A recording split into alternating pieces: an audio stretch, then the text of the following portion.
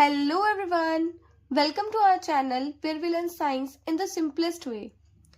Today we are starting with a new chapter of class 8, some natural phenomena. तो इस chapter में हम कुछ नेचुरल फिनोमिना को स्टडी करेंगे, जैसे कि अर्थक्वेक क्या होता है, लाइटनिंग क्या होता है, इनसे हम अपने आप को प्रोटेक्ट कैसे कर सकते हैं, ये सब। ठीक है, तो सबसे पहले देखो कि नेचुरल फिनोमिना क्या होते हैं। नेचुरल फिनोमिना का मतलब होता है ये ना कुछ ऐसे अर्थ पर नेचुरल इवेंट होते हैं जो अर्थ पर खुद से ही होते हैं। ठीक है, नेचुरल फिनोमिना का मतलब क्या होता है, ये वो नेचुरल इवेंट्स होते हैं जो अर्थ पर खुद से होते हैं। ठीक है, किन्हीं किन्हीं रीजंस की वजह से। ठीक है, जैसे natural event that happen on the earth on their own, जैसे कि हो गया रेन, बारिश आना। ठीक है, फ्लड, बाढ़ आ जाती है जब, तो ये बाढ़ आना भी क्या होता है, एक नेचुरल फिनोमिना होता है। अर्थक्वेक, भूकंप आना। ठीक है, लाइटनिंग, बिजली चमकती है जब, वॉल्केनो, तो ये हमारे कुछ क्या है, नेचुरल फिनोमिनास है। ठीक है, और इस चैप्टर में हम अर्थक्वेक एंड लाइटनिंग को डिटेल में कवर करेंगे। देखो लाइटनिंग क्या होता है, तो लाइटनिंग एक तरीके का इलेक्ट्रिकल डिस्चार्ज होता है एटमॉस्फेयर में। ठीक है, जो थंडरस्टॉर्म के ड्यूरिंग आता है। ठीक है, it is a electrical discharge in the atmosphere that usually happen with thunder, it often during the thunderstorm. ठीक है, जो थंडरस्टॉर्म के दौरान जो हमारी बिजली चमकती है ना, तो उसी को हम क्या बोलते हैं, लाइटनिंग बोलते हैं। लाइटनिंग का मतलब होता है जो ह्यूज स्पार्क होती है ना क्लाउड्स में, जब बहुत बड़े बड़े स्पार्क देखने को मिलते हैं क्लाउड्स में, तो उसको हम लाइटनिंग बोलते हैं। ठीक है, और ये लाइटनिंग का प्रोसेस कब होता है, देखो लाइटनिंग ना तब होती है जब दो क्लाउड होते हैं, वो आपस में एक दूसरे में बम्प कर जाते हैं। ठीक है, कोलाइड कर जाते हैं, टकरा जाते हैं। जब दो क्लाउड आपस में एक दूसरे से टकरा जाते हैं तब लाइटनिंग कॉज हो सकती है, या एक क्लाउड के ऊपर जब दूसरा क्लाउड स्लाइड करता है तब भी लाइटनिंग हो सकती है। ठीक है, the occurrence of light cause when two clouds bump into each other और स्लाइड ऑन ईच अदर। ठीक है, it is also cause due to electrical charges collected in the sky. और ये किसकी वजह से होता है, इलेक्ट्रिकल चार्जेस की वजह से भी हो जाता है। जब मतलब स्काई में काफी सारे इलेक्ट्रिक चार्जेस जो है वो एक्यूमुलेट हो जाते हैं, इकट्ठा हो जाते हैं ना स्काई में, तब भी लाइटनिंग का कॉज होता है। ठीक है, लाइटनिंग कॉज होती है। अब देखो एशियन टाइम्स में क्या होता था, लोगों को ना ये चीज नहीं पता थी कि जो बिजली है वो क्यों चमक रही है। ठीक है, स्पार्क्स क्यों प्रोड्यूस हो रहे हैं। ठीक है, लोगों को ये चीज समझ नहीं आती थी। पहले के टाइम के जो लोग हैं वो समझते थे कि जो बिजली चमक रही है, जो लाइटनिंग का प्रोसेस हो रहा है, ठीक है, वो इसीलिए हो रहा है क्योंकि जो भगवान है उन पे अपना गुस्सा दिखा रहे हैं। ठीक है, तो पहले के टाइम के लोग ऐसा सोचते थे, उनको इसके पीछे की साइंस नहीं पता थी। ठीक है, इन Asian time people do not understand the cause of this sparks. ठीक है, दे वर देयरफॉर अफ्रेड ऑफ लाइटनिंग, तो वो ना इस लाइटनिंग से डरते थे। ठीक है, and thought that the wrath of God was visiting them. ठीक है, और वो सोचते थे कि भगवान हम पे गुस्सा दिखा रहे हैं। ठीक है, तो इसीलिए वो क्या करते थे, लाइट से डरते थे। ठीक है, अब देखो ग्रीक जो लोग थे उनको स्पार्क्स के बारे में क्या क्या चीजें पता थी। ठीक है, मतलब लाइटनिंग के बारे में क्या क्या चीजें पता थी ग्रीक लोगों को। तो ग्रीक लोग जानते थे when you take off woollen और polyester cloth your hair stand out. जब क्या करते हो आप अपने वुलन के कपड़े उतारते हो। ठीक है, वुलन के कपड़े उतारते हो। ठीक है, या आपने कोई पॉलिस्टर फैब्रिक का कपड़ा डाल रखा है। ठीक है, जब आप उसको उतारते हो तो आपके जो बाल होते हैं, वो हेयर्स होते हैं आपके सर पे, वो क्या हो जाते हैं, स्टैंड हो जाते हैं, खड़े हो जाते हैं बाल, है ना। तो ये क्यों होता है, स्पार्क की वजह से ही होता है। ठीक है, if you take off this cloth in the dark, और अगर हम इन्हीं वुलन क्लोथ को डार्क में उतारते हैं, मतलब अंधेरे में उतारते हैं जहां पे बिल्कुल भी लाइट नहीं है, तो वहां पे आपको कुछ स्पार्क भी देखने को मिलता है, कुछ चिंगारी भी देखने को मिलती है जब आप अपने कपड़ों को उतारते हो डार्क में। ठीक है, और वहां से आपको क्रैकलिंग की साउंड भी मिलती है। ठीक है, मतलब कुछ चमकने की आवाज आती है आपको। ठीक है, तो अब देखो 1752 में एक बेंजामिन फ्रैंकलिन नाम के अमेरिकन साइंटिस्ट थे। ठीक है, जिन्होंने बोला था कि जो हमारे क्लोथ में से स्पार्क निकल रहे हैं और जो लाइटनिंग का फिनोमिना है, ये दोनों फिनोमिना सेम है। ठीक है, मतलब जब हम अपने वुलन क्लोथ्स को डार्क में उतारते हैं तो उसमें से जो स्पार्क निकलते हैं, ठीक है, और जो हमारा लाइटनिंग होने का फिनोमिना होता है, ये दोनों फिनोमिना सेम होते हैं। ठीक है, लेकिन अब फिर भी लोगों को इस चीज को समझने के लिए, इस चीज को रियलाइज करने में बहुत साल लग गए थे, क्योंकि इस चीज के पीछे कोई भी प्रूफ था ही नहीं कि ये जो लाइटनिंग है, ठीक है, ये जो स्पार्क है, वो इस रीजंस की वजह से आ रहे हैं। ठीक है, तो इसके पीछे कोई प्रूफ नहीं था। अब हम लाइटनिंग को पढ़ने से पहले कुछ इलेक्ट्रिकल चार्जेस की प्रॉपर्टीज को देखते हैं। ठीक है, इलेक्ट्रिकल चार्जेस की प्रॉपर्टीज क्यों इंपॉर्टेंट है, क्योंकि देखो लाइटनिंग होता क्या है, लाइटनिंग वही तो होता है जब क्लाउड में हमारे बहुत सारे इलेक्ट्रिकल चार्जेस एक्यूमुलेट हो जाते हैं, इकट्ठा हो जाते हैं, तभी लाइटनिंग कॉज होती है। ठीक है, तो इसीलिए इलेक्ट्रिकल चार्जेस की प्रॉपर्टीज यहाँ देखते हैं। तो सबसे पहली प्रॉपर्टी आती है इलेक्ट्रिकल चार्जेस की, चार्जिंग बाय रबिंग। तो देखो जब आप क्या करते हो, अपने कॉम को ड्राई हेयर पे रब करते हो। ठीक है, आप अपने कॉम लो और उसको रब करो ड्राई हेयर पे। ठीक है, जब आप ना किसी भी चीज को रब करते हो तो रब करने से क्या होता है, उस पर चार्ज आ जाता है। ठीक है, कोई भी आप चीज लेते हो, अगर आप उसको रब करते हो तो उस पर चार्ज इकट्ठा हो जाता है।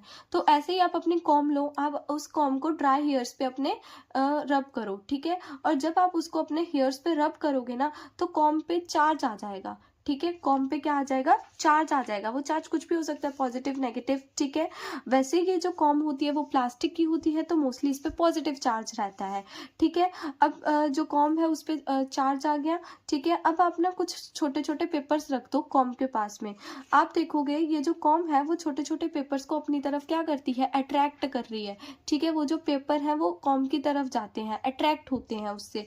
ठीक है, ऐसा क्यों हो रहा है, क्योंकि ये जो कॉम जो है वो रबिंग की वजह से चार्ज हो गई। ठीक है, rub the comb on the dry hair, charge accumulate on the comb. ठीक है, the piece of paper attracted on the comb, जो पीस है पेपर के वो कॉम की तरफ अट्रैक्ट होंगे। ठीक है, और जैसे कि अगर आप रबर है, आपके पास कोई भी रबर है, अगर आप उसको फर के साथ रब करते हो, ठीक है, रबर को आप फर के साथ जब रब करोगे तो रबर पे क्या आ जाता है, इलेक्ट्रिकल चार्ज आ जाता है। ठीक है, तो मतलब कोई भी चीज होती है अगर आप उसको रब करते हो ना तो उस पर चार्ज आ जाता है। वो चार्ज कुछ भी हो सकता है, पॉजिटिव और नेगेटिव। ठीक है, अब देखो चार्जेस मेड बाय रबिंग, जो चार्जेस रबिंग होने से आते हैं। ठीक है, जो चार्जेस रबिंग होने से आते हैं वो स्टैटिक चार्जेस होते हैं। स्टैटिक चार्जेस का मतलब जो चार्जेस मूव नहीं करते। ठीक है, जो चार्जेस मूव नहीं करते, मतलब इस कॉम में जो चार्ज आया था वो रबिंग से आया था, तो इस कॉम में जो चार्ज है वो स्टैटिक चार्ज है, वो मूव नहीं कर सकता। ठीक है, और जो चार्जेस मूव करते हैं, जहां पे चार्जेस का फ्लो होता है तो वहां पे इलेक्ट्रिक करंट प्रोड्यूस होता है। ठीक है, this objects are called charge object, जिन पे रबिंग करने से क्या आ गया, चार्ज आ गया, तो वैसे ऑब्जेक्ट्स को चार्ज ऑब्जेक्ट्स बोलेंगे। ठीक है, अब हम देखते हैं सेकेंड प्रॉपर्टी इसकी, तो ये है type of charges and there interaction. ठीक है, मतलब चार्जेस जो होते हैं वो कितने टाइप के होते हैं, वो कैसे इंटरेक्ट करते हैं। ठीक है, तो चार्जेस हमारे दो टाइप के होते हैं, पॉजिटिव एंड नेगेटिव। देखो जैसे कि आपको ना पता ही है कि जो सारे के सारे जो पार्टिकल्स होते हैं वो किससे मिलके बने हुए होते हैं, एटम से मिलके बने हुए होते हैं। एटम्स क्या होते हैं, एटम इतने छोटे होते हैं जिनको हम अपनी नेकेड आई से नहीं देख सकते। ठीक है, अब एटम की तीन फंडामेंटल चार्जेस होते हैं, एक होता है इलेक्ट्रॉन, एक होता है प्रोटॉन, एक होता है न्यूट्रॉन। ठीक है, इलेक्ट्रॉन पे होता है नेगेटिव चार्ज, प्रोटॉन पे होता है पॉजिटिव चार्ज, और न्यूट्रॉन जो होता है ना तो उस पर पॉजिटिव चार्ज होता है ना तो उस पर नेगेटिव चार्ज होता है, ये एकदम न्यूट्रल होता है। ठीक है, अब यहाँ पे ये जो नेगेटिव चार्ज इलेक्ट्रॉन है ना, ये मूवेबल होता है, ये एटम से बाहर भी आ जाता है। देखो कैसे, जैसे हमारे पास सोडियम है। ठीक है, सोडियम एकदम न्यूट्रल है। सोडियम न्यूट्रल कैसे है, क्योंकि उसके पास इलेक्ट्रॉन भी है। ठीक है, इलेक्ट्रॉन भी 11 है और प्रोटॉन भी 11 है, मतलब उसके पास जो नेगेटिवली चार्ज एटम्स है वो भी 11 है एंड प्रोटॉन भी उसके पास 11 है। ठीक है, तो ये जो होगा न्यूट्रल हो गया। ठीक है, अगर अपना सोडियम ने अपना एक इलेक्ट्रॉन किसी को दे दिया, ठीक है, अगर सोडियम ने अपना एक इलेक्ट्रॉन लूज कर दिया तो उसके पास 10 इलेक्ट्रॉन बच जाएंगे। ठीक है, तो अब सोडियम पे कौन सा चार्ज आ जाएगा, पॉजिटिव चार्ज आ जाएगा। ठीक है, क्योंकि सोडियम पे 10 इलेक्ट्रॉन हो गए तो यहाँ पे पॉजिटिव चार्ज ज्यादा बढ़ गया, तो इसी वजह से सोडियम पे पॉजिटिव चार्ज आ सकता है। इसका मतलब जो नेगेटिव चार्ज होता है वो मूवेबल होता है, वो मूव कर सकता है, लेकिन पॉजिटिव चार्ज मूव नहीं कर सकता। ठीक है, तो हमने इससे देखा कि जो चार्जेस होते हैं वो दो टाइप के ही होते हैं, पॉजिटिव एंड नेगेटिव। ठीक है, अब देखो जो ओपोजिटली चार्ज होते हैं, मतलब जो पॉजिटिव और नेगेटिव होते हैं। ठीक है, ओपोजिटली चार्जेस का मतलब जैसे पॉजिटिव और नेगेटिव दो ओपोजिट चार्ज होते हैं, ये एक दूसरे को अट्रैक्ट करते हैं। ठीक है, और जो सेम चार्जेस होते हैं वो एक दूसरे को रिपेल करते हैं। रिपेल का मतलब होता है मूव अवे। ठीक है, मतलब दूर होते हैं। जैसे कि मान लो दो बैलून्स है, वो मूव अवे, सेम चार्जेस। जैसे कि मान लो हमारे पास दो बैलून्स है, ठीक है, उन दो बैलून्स को हम रब करते हैं तो उन दोनों बैलून्स पे एकदम सेम चार्ज आता है, जो कि होता है पॉजिटिव और पॉजिटिव चार्ज। ठीक है, अब पॉजिटिव पॉजिटिव चार्ज आपस में एक दूसरे को अट्रैक्ट नहीं करेंगे, ये दोनों एक दूसरे से दूर जाएंगे। ठीक है, ये दोनों एक दूसरे से दूर जाएंगे। ठीक है, और जो एक आप रबर और फर लो, ठीक है, आप रबर को फर के साथ क्या करो, रब करो, तो रबर पे आपका आ जाएगा नेगेटिव चार्ज और फर पे आ जाएगा आपका पॉजिटिव चार्ज। तो जो रबर और फर होंगे ना, वो आपस में एक दूसरे से अट्रैक्ट करेंगे। ठीक है, आपस में एक दूसरे से अट्रैक्ट करेंगे। क्यों अट्रैक्ट करेंगे? क्योंकि वो है ऑपोजिटली चार्ज पार्टिकल्स। ठीक है, तो जो ऑपोजिटली चार्जेस होंगे वो अट्रैक्ट करेंगे, सेम चार्जेस एक दूसरे को रिपेल करेंगे। ठीक है, उसके बाद थर्ड प्रॉपर्टी आती है इसकी, ट्रांसफर ऑफ चार्ज। मतलब जो चार्ज होता है ना, वो एक ऑब्जेक्ट से दूसरे ऑब्जेक्ट में ट्रांसफर होता है। ठीक है, जो चार्ज होता है वो मूव हो सकता है एक ऑब्जेक्ट से दूसरे ऑब्जेक्ट्स में मेटल्स का यूज करके। जैसे कि देखो, इसको समझने के लिए एक एक्टिविटी करनी है।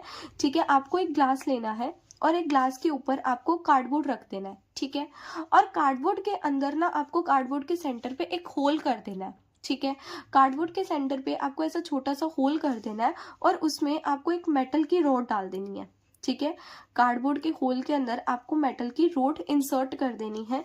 ठीक है, और मेटल की रॉड के नीचे आपको 2 एल्यूमिनियम स्ट्रिप लगा देनी है। ठीक है, आपने 2 एल्यूमिनियम की स्ट्रिप लगा ली। अब आपको क्या करना है, एक ग्लास रॉड लेनी है। ठीक है, ग्लास रॉड को आप क्या कर लो, सिल्क के कपड़े से रब कर लो। जब आप ग्लास रॉड को सिल्क के कपड़े से रब कर लोगे ना, तो ग्लास रॉड जो हो जाएगी वो चार्ज हो जाएगी।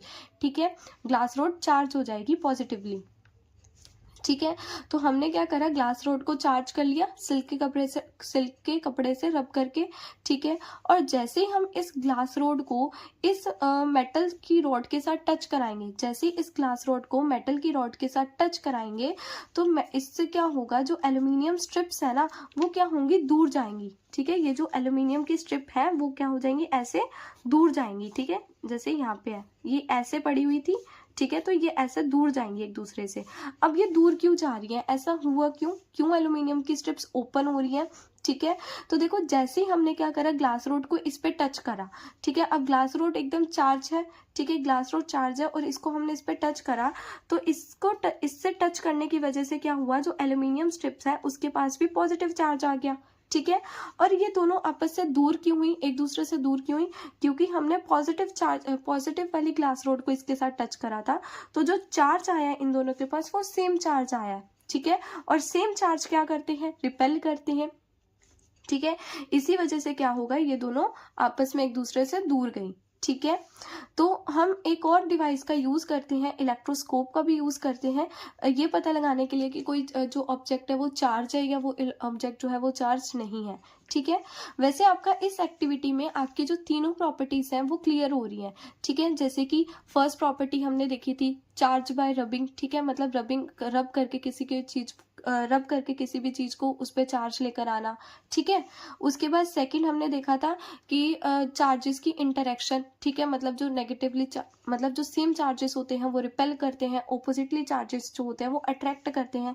जैसे कि हमने यहाँ पे देखा, जो एल्यूमिनियम स्ट्रिप्स है वो सेम चार्जेस की हैं, तो ये क्या कर रही है, रिपेल कर रही है। ठीक है, और third property, transfer of charge. मतलब ग्लास रॉड को इसके साथ टच करने से क्या हुआ, ग्लास रॉड का जो चार्ज है वो एल्यूमिनियम स्ट्रिप्स पे ट्रांसफर हो गया। ठीक है, तो if the strips open object is charge, अगर जो स्ट्रिप है वो ओपन होगी तो इसका मतलब जो ऑब्जेक्ट है वो चार्ज है। अगर स्ट्रिप्स जो है वो ओपन नहीं हुई तो इसका मतलब क्या होगा, जो ऑब्जेक्ट है वो चार्ज नहीं है। ठीक है, अब नेक्स्ट देखो, the process of transferring of charge from a charge object to earth is called earthing. ठीक है, जब हम क्या करते हैं, चार्ज को ट्रांसफर करते हैं डायरेक्ट अर्थ के ऑब्जेक्ट से, तो उस प्रोसेस को हम बोलते हैं अर्थिंग। ठीक है, अब देखो, अर्थिंग के ना काफ़ी सारे हमारे डेली लाइफ के एग्जांपल्स होते हैं, और अर्थिंग की जो वायर होती है वो भी हम अपने घरों में यूज़ करते हैं। ठीक है, अर्थिंग की वायर हम अपने घरों में क्यों यूज़ करते हैं, ताकि कोई भी हमें इलेक्ट्रिक शॉक ना लगे। ठीक है, कोई भी इलेक्ट्रिक करंट जो है उसकी लीकेज ना हो, इसीलिए अर्थिंग की वायर के भी यूसेज करते हैं। ठीक है, अब देखो इसका एग्जाम्पल क्या है, touching charge object with hand remove charge. अगर आप कोई भी चार्ज ऑब्जेक्ट को अपने हाथों से टच करते हो ना, तो वो क्या करता है, चार्ज को वहां से रिमूव कर देता है। ठीक है, जैसे कि हमने पढ़ा था, ग्लास रोड को हमने इसके साथ टच करवाया तो ये जो मेटल रोड है वो चार्ज हो गई, ठीक है। और जब मैं इस मेटल रोड को अपने हाथों से टच करूंगी ना, तो इस मेटल रोड से सारा का सारा जो चार्ज है वो रिमूव हो जाएगा। अब यहाँ पे जो चार्ज है वो रिमूव क्यों हुआ, वो इसीलिए रिमूव हुआ क्योंकि जैसे ही मैंने इसको टच करा तो यहाँ का जो चार्ज था वो मेरी बॉडी में ट्रांसफर हो गया, ठीक है। क्योंकि जो ह्यूमन बॉडी होती है वो गुड कंडक्टर होती है, ठीक है। तो ये यहाँ का जो चार्ज था वो मेरी बॉडी में ट्रांसफर हो गया, तो इसी वजह से यहाँ पे जो चार्ज है वो रिमूव हो गया, ठीक है। सेकंड इसका एग्जांपल है, building have earthing to protect from shock. Building के पास जो होती है, बिल्डिंग्स में हम क्या करते हैं, अर्थिंग की वायर्स यूज करते हैं ताकि शॉक से प्रोटेक्शन रहे, ठीक है।